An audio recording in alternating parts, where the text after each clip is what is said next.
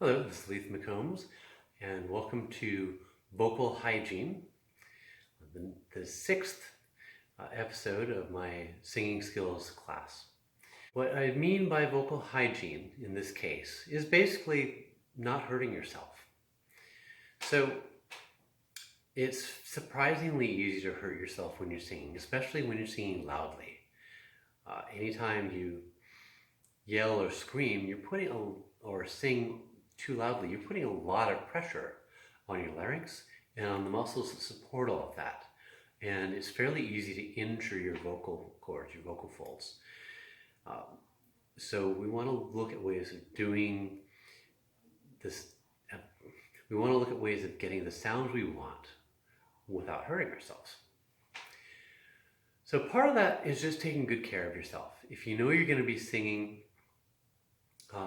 make sure you're well rested, that you have eaten well, that you drank plenty of water, and generally not alcohol. A small amount can be okay, but more than the tiniest amount tends to throw your singing a little bit off pretty quickly. And you also want to make sure that you're not yelling or screaming or singing too much before your performance, so that your voice is nice and relaxed. I like taking a nap about an hour before the show if I can manage it. If I can come up fresh from a nap, then I'm as healed up as I'm going to be. Like right now, you can hear my voice is kind of tired because I've just given like 5 talks in a row without really long breaks. But I kind of want to get through this whole set in one day if I can. So what are some things that we can do to improve our vocal hygiene and improve our vocal longevity? One thing is what we cannot do, and what we should not do is oversing. And by oversing, I really mean put more pressure on your vocal muscles than what they're ready for or can sustain for as long as you're doing. It doesn't actually add that much volume, and it greatly reduces how long you can sing in a given day. And if you do it too often, you can get vocal nodes or other inflammation. It just takes a long time for that to heal up. So one of the things that you want to keep in mind as you're practicing is there are certain things that you really need to work up to. Building your volume is one of those. When you're doing exercises, like some of the vocalized support exercises where you're working on making a big full sound, you got to keep that in check. Make the big full sound that you can make without it hurting. And gradually, over time, as you keep doing this day after day, week after week, make that a little bigger, a little fuller, a little louder. But always try to stop short of the point where it starts to hurt. And then when you're doing those sounds, pay attention to how your throat feels. You do any kind of heavy-duty exercises for too long, it gets tired. So you can feel it getting tired, it's time to stop. But how do I warm up? What if I got a show, but I got to get my voice warmed up? Warm-ups and exercises are 2 different things. Exercises are things you do to make yourself, or in this case your vocal tract, stronger. You do hissing exercises to make your abdominal muscles and your intercostal muscles stronger. You do pulsing exercises to make your laryngeal muscles stronger. All these things you do to make things stronger. Well, that'd be like doing a bunch of push-ups before entering a weightlifting competition. You don't want to tire yourself out. You don't want to tire those muscles out. You just need your warm-up to be enough to relax the things that need to be relaxed, get everything in proper alignment, find your sound for that day, and then stop. I never warm up more than about 5 minutes at the most. Usually, and that's if I'm warming up with less experienced singers who need a little longer to get their voices dialed in. Personally, I don't warm up for more than about a minute if I can avoid it for myself. Um, so your warm-ups should all be gentle activities. So you can do the meows, you can do a little bit of hissing, you can do the yawn sigh, any of the relaxation exercises. I wouldn't do the siren, doesn't warm up. Sorry, I'm referring to a bunch of exercises from previous lessons. So if you haven't seen those, you'll want to go through them. But your warm-ups in general, I'll always do this. I'll always take a minute and massage my sternocleidomastoids. I will maybe tip my head side to side a little bit, rotate it, do a couple light stretches to find where the tension is in my body and loosen that up. Just anything to loosen up the body a little bit. I don't know, if I'm feeling a little sluggish, I might jog in place for a few seconds to sort of get the blood flowing. And then for the actual in the voice, I might do might do a set of meows, I might do a yawn sigh, might do a Pac-Man, and then just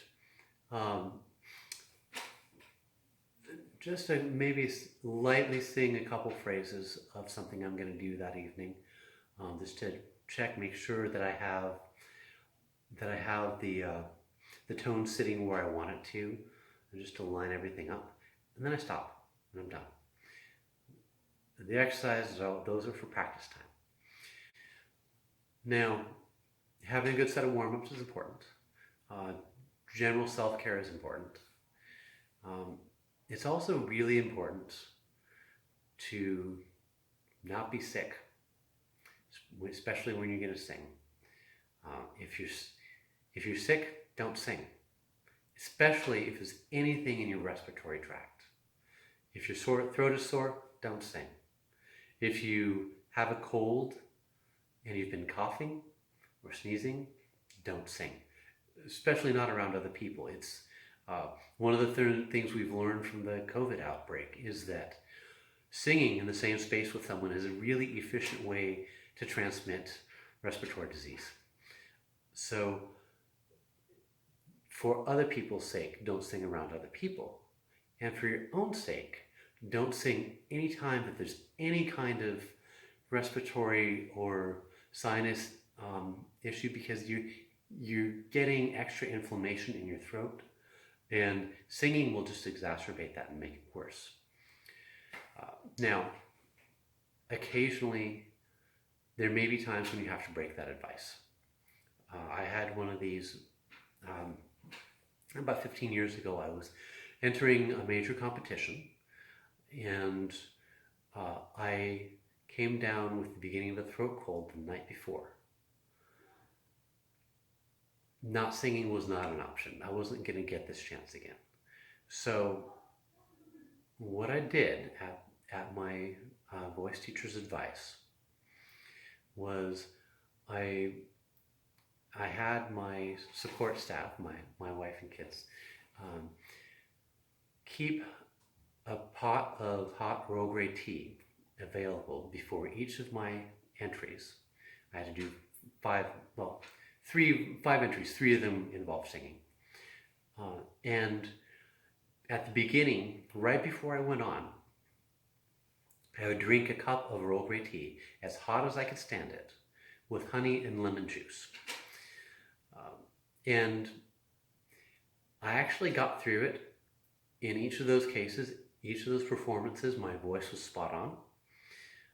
And I actually ended up winning the competition that day. And felt okay at the end of the day, because this treatment was enough to get me through. And now if it had been a more severe cold, that probably wouldn't have been enough, or I wouldn't have felt very good afterwards. It would have still been worth it to me because that occasion was important enough to risk a little damage maybe, but it worked well enough for that. And the reason it works is because the tea helps to cleanse and dilate. It helps dilate the tissues. It helps make the opening in your throat bigger. It makes those the walls of the throat contract a little bit and pull away, so you get a little more space. It makes this sort of, I don't know if swelling is the right word, but that sort of puffiness that you get in your throat when it's inflamed makes that go down. The lemon juice provides an acidity that helps remove any loose gunk that you might get from a head cold. And the honey coats and soothes the throat so that you're not inflaming it with all this. And that combination was really effective. I don't normally drink all that much caffeine, so I was pretty hyped up by the end of the day. But that's probably not a bad thing either when in a major competition. So that is one thing that you can do in that sort of emergency situation if you really got to sing anyway. But really try to avoid singing with a cold if you at all can. Same thing with allergies, honestly. If you have allergies that cause you respiratory trouble, it's really, and you want to sing, it's really worth doing some investigation and really getting some allergy testing done, or doing some testing on you, some experimentation of if I'm around this or if I eat that, does it affect it? I stay away from dairy products if I'm going to sing, because that, for me, not for everybody, but for me at least, that tends to increase my mucus levels. More gunk in my throat. With that, I believe this concludes our session on vocal hygiene. So I'll see you in the next video.